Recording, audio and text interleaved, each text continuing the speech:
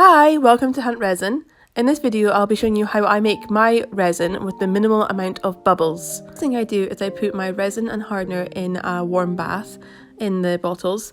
I keep it quite warm, not lukewarm, a wee bit warmer than that, but not roasting hot. When you are taking the bottles out, make sure you dry it thoroughly. You do not want any water getting in your resin. I then measure part A, which is resin, in a measuring cup. I try and pour this as slow as I can, it just stops bubbles from forming while you're pouring it. Some people use scales to measure out, which is absolutely fine. Some people use scales to measure out and put it all into one cup at once, which I'm not so keen on. I do think both the hardener and the resin, they're different densities, and I think they have different weights really, depending on how hot they are, so I personally wouldn't do that myself. I then use a different cup for part B and I pour the exact same amount as I used for part A, as I'm using a 1:1 ratio resin. You do get other ratio resins, like a 2:1, so make sure you read your instructions. But I pour this again slowly. I find the hardener is actually more likely to have bubbles in it, so I would pour this slowly. I then get a cup that I can put both parts A and B into it so it can get mixed. This is a silicone cup and it is really handy because you can just let the resin dry overnight and then you can just pull it out when it's dry, so it's super good. But you don't need to use it, you can just use a plastic or paper cup, whatever you have, especially if you're beginning. And just remember, I would clean it out straight away if you want to reuse it, if not it is disposable. Also costs more money if you're using more disposable cups more of the time, and it's worse for the environment, plastic. And even the paper cup can't really be recycled because it's got resin in it.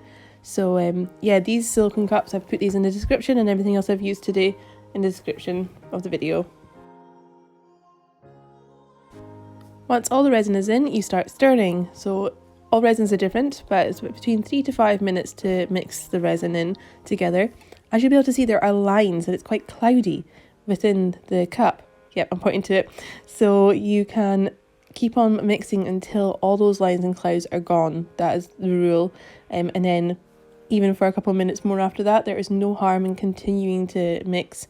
I would just watch for bubbles because you can put some in more. But if you don't mix it enough, then the resin won't set. So it's more important to mix it more and continue doing it until it's completely clear. You might see me while I'm mixing as well, pulling bigger bubbles up to the surface. That's just so they pop and so they don't get split into smaller bubbles to create micro bubbles. It's inevitable bubbles are going to happen, but it's better to try and get rid of them now than later.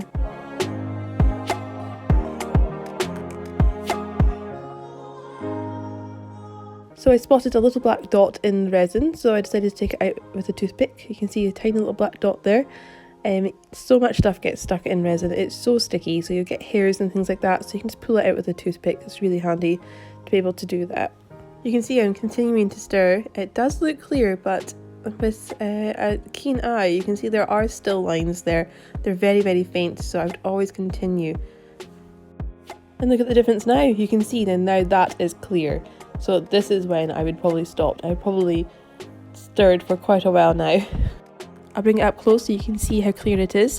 There are bubbles in there, but I'm going to show you a top tip on how to get rid of them in a second. So this is my top tip. Leave the resin to sit for a couple of minutes. Maybe 5, maybe more. It does depend on the resin. I would keep an eye on it. But until you feel warmth outside on the cup that you have, I wouldn't use it. It can cause so many problems. It doesn't level out and it doesn't set properly, and you might actually get these horrible lines across it. So yeah, that is one of my top tips. And what leaving it does also is it gets rid of bubbles. Not quite sure why. I think it's because it gets warmer and the bubbles get pushed up to the surface or get pushed away. Whilst the resin is sitting, I clean my resin measuring cups with a spray bottle. That's alcohol spray or rubbing alcohol in that little spray bottle. And I just use some kitchen roll, blue roll or paper towel to clean and squish out all that resin and hardener. Since they've been put in separate containers, the resin and hardener, and they're not going to set, so they're easy to clean. And I would do it on the day that you do it though, because it does get kind of thick and glumpy and then it's quite hard to clean. Another little top tip, at this point I would also be cleaning my mould again, just spraying it with a little bit of alcohol and running over it with some sellotape to get any extra little hairs that may have fallen on it.